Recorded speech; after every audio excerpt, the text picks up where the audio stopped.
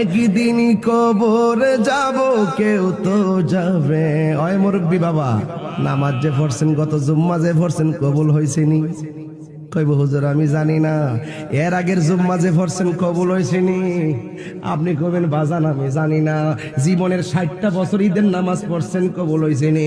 আপনি বলবেন আমি জানি না। 50টা বছর রোজা রাখছেন, 30টা কবুল হয়েছেনি? কবে আপনি জানি না।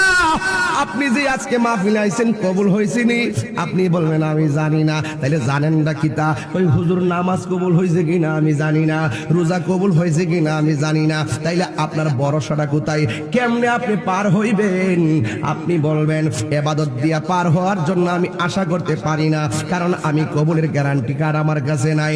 কিন্তু একটা গ্যারান্টি কার্ড আমার আছে, জীবনটা জ্বালাইলেও নবীরে জানের চাইতে বেশি ভালোবাসি। আর জোরে বলেন না ঠিক কিনা?